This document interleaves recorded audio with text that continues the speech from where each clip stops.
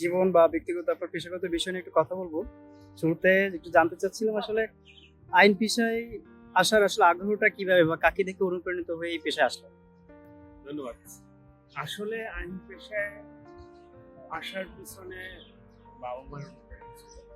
তাদের ইচ্ছাতেই আমি এই ধরনের ব্যাপারে আমার বাবা চাচ্ছিল যে আমার তার এক ছেলে আইনজীবী হবে। বাবার ইচ্ছাতে আমি আইন পেশায় এসেছি। একটা কারণ আছে পিছনে। ছোটবেলা থেকে আমি আমার পরিবারের একটা মামলা, জমি নিয়ে মামলা ছোটবেলা থেকে শুনছি। তো দাদা বাবা দেখছি কোর্ট কাগজে যাই। আমার বাবার মনে হয় তো ওই থেকে ইচ্ছা হয়েছে যে না আমার একটা ছেলে বানাই। ওই হিসাবে আর কি বাবার ইচ্ছাতে আমি আর আপনার দৃষ্টিতে একজন আইনজীবী সবচেয়ে গুরুত্বপূর্ণ চারিত্রিক গুণ কোনটি বা কোনগুলো হওয়া উচিত বলে আপনি মনে করেন একজন? একজন আইনজীবীর সবচেয়ে বড় যে বিষয়টা হচ্ছে তাকে তার সৎ থাকতে হবে, সততার মধ্যে থাকতে হবে। তার পেশায় সততার সাথে পেশাকে পরিচালনা করতে হবে। কম জানতে হবে কিন্তু সততার ক্ষেত্রে তাকে কঠোর ন্যায় বিচার প্রতিষ্ঠায় তাকে ভূমিকা রাখতে হবে। এবং ন্যায় বিচার প্রতিষ্ঠায় ভূমিকা রাখতে হলে তাকে অবশ্যই অ্যাবসলিউটলি তাকে অনেস্ট হতে হবে। ছল চাতুরি প্রতারণা করার কোনো সুযোগ নেই। এখানে একজন আইনজীবী হওয়া উচিত। আপনি তো জীবনে অনেক মামলা এ পর্যন্ত লড়েছেন, অনেক ক্লায়েন্টের সাথে কথা বলেছেন। আপনার অভিজ্ঞতার আলোকে এই দীর্ঘ সময়কালে কোন মামলাটি আপনার মনে সবচেয়ে গভীর বা বেশি সত্যিই হয়েছে? আপনার কি দাগ কেটেছে আপনার জীবনে বা বেশি আলোচনা বা সমালোচনা এরকম একটা বিষয় যে থাকে না? এটা একটু জানতে চাচ্ছি। এটা আসলে আমার সবচেয়ে বেশি একটা মামলা, একটা হত্যা মামলা, মিরপুরের একটা হত্যা মামলায়। আমি এই মামলাটা জীবনের একদম কি বলে রেজিস্ট্রেট থেকে শুরু করে একদম হাইকোর্ট পর্যন্ত করেছি এবং খালাস করতে পেরেছি হাইকোর্ট থেকে। ওই মামলাটা আমার খুব ইয়ে করেছে যে আসলে মার্ডারটা খুব তিন বন্ধু মিলে তাদের আর এক ওইটা আমাকে খুব কষ্ট দিয়েছে। আমার যে আসামি সে তার যে ভূমিকা খুবই মানে তার হচ্ছে একদম কম ইয়েছিল, মার্ডারে তার কোনো পার্টিসিপেশন জানতোই না, কিন্তু তাকে হাইকোর্ট পর্যন্ত আসতে হাইকোর্ট থেকে এসে যাবতীয় সাজা হয়েছিল 10 কোটি টাকা, পরে সে হাইকোর্ট থেকে খালাস পেয়েছে। জানতে চাই কোনো নিরপরাধ ব্যক্তি যে মামলায় জড়িত হয়েছে বা তাদের সাজা হয়েছে। আমার মনে হয় আমার যে ক্লায়েন্ট সে নিরপরাধ ছিল, মানে তার বাসায় শুধুমাত্র ওই যারা মার্ডার করছে ওরা মানে তিন বন্ধু ছিল, তো দুজনে মিলে একজন মার্ডার করে রাত্রের বেলায় শুধু ওই বাসার একটা ব্যাগ, ল্যাপটপ আর একটা শুধু ল্যাপটপে ওইটা নিয়ে ওর বাসার একটা রেখে রাখ, আমরা সকালে নিই এই ও এটুকু রাখছে। ও সেই মামলায় পড়ছে, তা মামলায় পড়ে তো জেল খাটলো, জামিন করালাম, ট্রায়াল হলো, সাজা হলো লাইফ সাজা,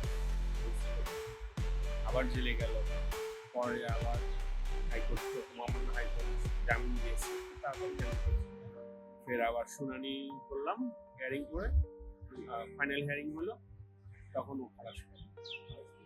অন্য যে দুজনের ফাঁসির অর্ডার হয়েছিল তারা যাবজ্জীবন সাজা। আপনি বহু ক্লায়েন্টের সঙ্গে কাজ করেছেন। ক্লায়েন্টের আস্থা অর্জন ও টিকে রাখার ক্ষেত্রে আপনি কি ধরনের নৈতিকতা ও যোগাযোগ কৌশল মেনে চলেন? এটা আসলে ব্যক্তিগত প্রশ্ন। এটা ক্লায়েন্টের সাথে মানুষের এক একজন মানুষের একাত্মতা, কেউ ভাষা দিয়ে, কেউ তার আচার আচরণ দিয়ে রাখে। আমরা চেষ্টা করি সততার সাথে মানুষের সাথে ক্লায়েন্টের সাথে কাজ করতে, যেটা বলি সেটা রাখার শতভাগ রাখার চেষ্টা করি। সবসময় যে পারি তা না, কখনো কখনো হয়তো পারি না, চেষ্টা করি। মানুষ যদি বুঝে যে আমার জন্য লোক, আমার লয়ার সাহেব, আমার আইনজীবী সাহেব চেষ্টা করছে, তাহলে পারে নাই বা হয়নি অন্য বিষয়, কিন্তু চেষ্টা করাটা কিছু নেই। এমনকি কোনো মামলা আসছে যে তাদের মামলা আশা করেও না টাকা পয়সা বা সে মামলা আসলে কত দিয়েছেন তার পক্ষে মানে আপনার টাকা পয়সা নেয় আপনার একটা মামলা আসছে এরকম করে মামলা আসছে হ্যাঁ। মনে রাখার মতো মানে। হ্যাঁ, মনে রাখো এরকম আসলে এরকম তো আমাদের অনেকেই আসে মানুষের কাছে তো আসলে। আর আমি খুব আমি কারো কাছে এরকম চাপাচাপি করছি এরকম এরকম বহুত ক্লায়েন্ট আছে, অনেক আছে। ইভেন আমার পকেটে টাকা খরচ করে মানুষের কাজ করে দিচ্ছি এরকম লোকের আছে। এখনো তো আমাদের অনেক মামলা আছে, অনেক গরিব মানুষ আছে। এখন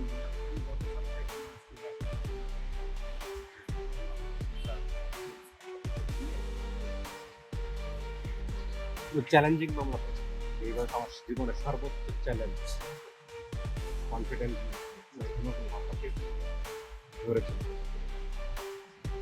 চ্যালেঞ্জিং মামলা আমার কাছে এখন একটা ফাঁসির মামলা আছে। এই মামলাটা আমার একটু জোরে কথা এরকম আমার হাতে আসলে চ্যালেঞ্জিং মামলা আমার কাছে আছে। আমি এর আগে একটা চ্যালেঞ্জিং মামলা করেছি, ওয়াইফ লিঙ্কেজ। আমার খুব ইচ্ছা ছিল যে মানে খালাস করতে পারবো, কিন্তু পারিনি। শুধু কি বলে আমাদের আসলে ওই কোর্ট লোয়ার কোর্ট বা কোর্ট বিলোতে যেসব আইনজীবী আছে তাদের কিছু ভুলের কারণে আমরা অনেক সময় ক্লায়েন্ট সাফার করে। তো আমার ওই শুধুমাত্র ওই আইনজীবী সাহেবের একটু ভুলের কারণে আমি ইয়ে করতে পারিনি। ওইটা আমার জন্য খুব কষ্টদায়ক। ওই লোকটার ফাঁসিটা ভালো আছে, এটা আমাদের চ্যালেঞ্জ পারি। এই মানে এই পেশায় মানে মামলা অর্থগুলো অনেক রয়েছে। কোনো মামলায় কোনো হুমকি পেয়েছে একটা মামলা করতে অনেক আমার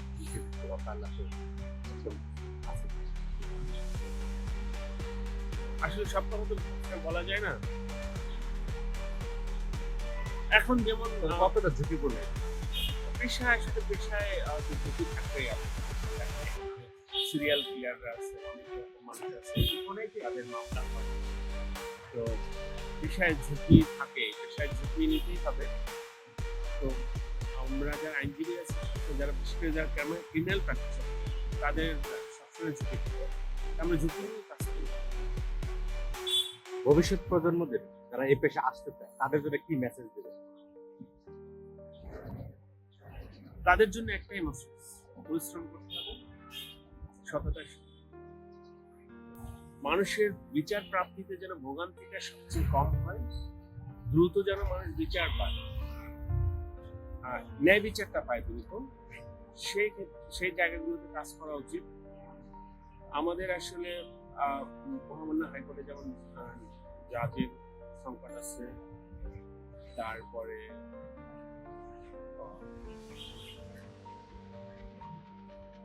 জাজ নিয়োগ হলেই আমরা হচ্ছে যে আমাদের মানুষ বিচার দ্রুত পাবে। কারণ এই জাজের সংকটটা হচ্ছে সবচেয়ে বড় সংকট। এই সংকটের কারণে আমাদের যেমন কোর্ট কম আছে, তো সেক্ষেত্রে মানুষের মামলা করা, শুনানি করা, শুনানির জন্য কোর্ট খুবই কম। সেই সব ক্ষেত্রে আমার মনে হচ্ছে যে জায়গাগুলোতে তাড়াতাড়ি করে কাজ করা। আরেকটা বিষয় হচ্ছে বর্তমান যে কোন দিকে বা কিরকম চলছে এটা বিষয় বর্তমানে আসলে আইনের শাসন বলতে যেটা বোঝায় সেটা আসলে খুব ভালো এই কথা বলা যাবে না। কারণ হচ্ছে আপনারা তো জানেন যে আমাদের সবাই ভয়ের মধ্যে আছে। লোয়ার জুডিশিয়ারি থেকে হায়ার জুডিশিয়ারি সবাই ভয়ের মধ্যে কাজ করছে। ভয় থাকলে তো আপনি ভালো জাজমেন্ট, ভালো কিছু আশা করেন। কারণ যদি ভয় থাকে, ভয়ের মধ্যে কিন্তু ভালো কিছু আসে। নির্ভয়ে যেন সবাই কাজ করতে পারে, এটা জরুরি দরকার।